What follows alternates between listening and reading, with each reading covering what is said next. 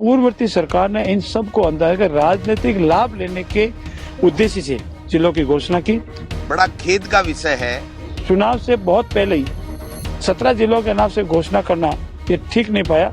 यहाँ पर double engine की सरकार ने जन विरोधी ऐसा निर्णय किया है, इसलिए उन जिलों को हमने नहीं रखा है। जनमानस के खिलाफ निर्णय लिया गया है। हम घोर निंदा भी करते हैं। 9 जिलों को हमने अभी नहीं रखा है और 8 जिलों को यथावत रखा है। जन विरोधी ऐसा निर्णय किया है। पूर्ववर्ती सरकार ने अगस्त के महीने में 5 अगस्त, 6 अगस्त, 4 अगस्त के आसपास पूर्ण रूप से बिना समीक्षा किए हमारा नेशनल एवरेज है उनको बिना देखे कि कितनी तहसीलें होनी चाहिए, कम से कम अधिकतम कितनी तहसीलें होनी चाहिए, कम से कम कितनी जनसंख्या होनी चाहिए, अधिकतम कितनी जनसंख्या होनी चाहिए, प्रशासनिक लवाजमा उपलब्ध है कि नहीं उसको देखना चाहिए, वित्तीय संसाधन उपलब्ध है कि नहीं उसको देखना चाहिए, हमारे पास भवन की या वगैरह वगैरह की उपलब्धता है कि नहीं उनको देखना चाहिए, जिसको इंफ्रास्ट्रक्चर कहते हैं।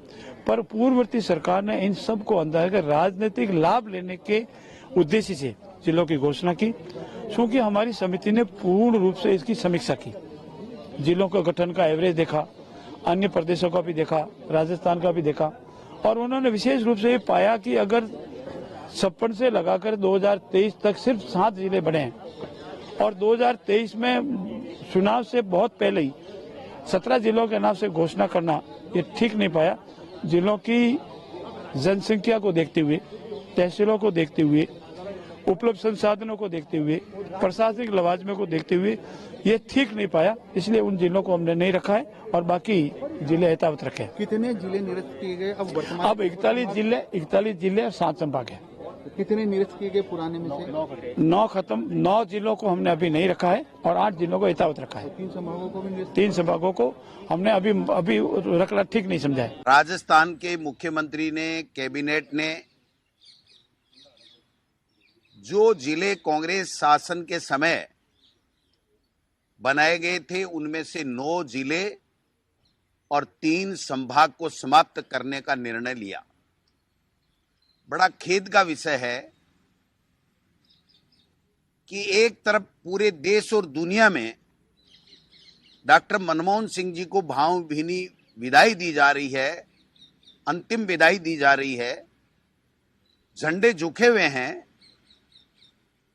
पूरे विदेशों में भी जहां हमारी एम्बेसी है वहां पर भी झंडे झुके हुए हैं और भारत सरकार ने बाकायदा 7 दिन का राजकीय शोक रखा है और उसके बावजूद यहां पर डबल इंजन की सरकार ने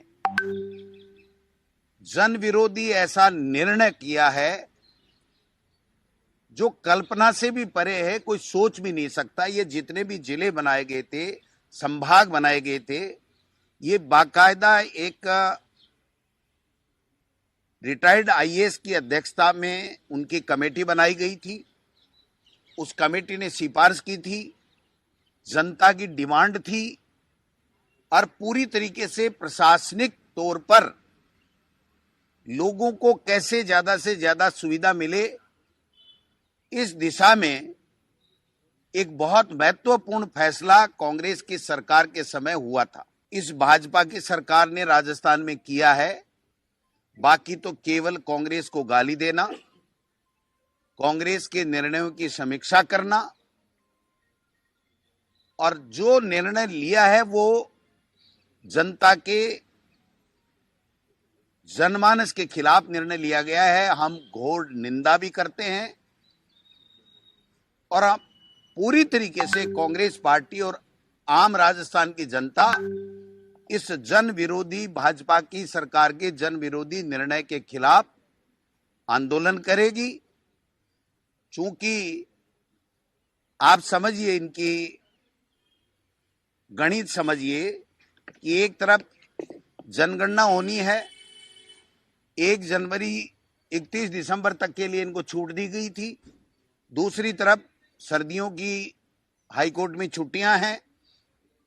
आनन फानन में इस प्रकार का निर्णय करके कि न तो कोई कोर्ट में जा सके, जनहित याचिका भी नहीं लग सके और 1 तारीख से फिर रोक लग जाएगी, 3 संभाग और 9 जिले समाप्त करना, मैं समझता हूं इससे बड़ा गलत निर्णय ये सरकार आगे भी क्या लेगी, और आज तक की किसी भी सरकार ने ऐसा गलत निर्णय नहीं लिया।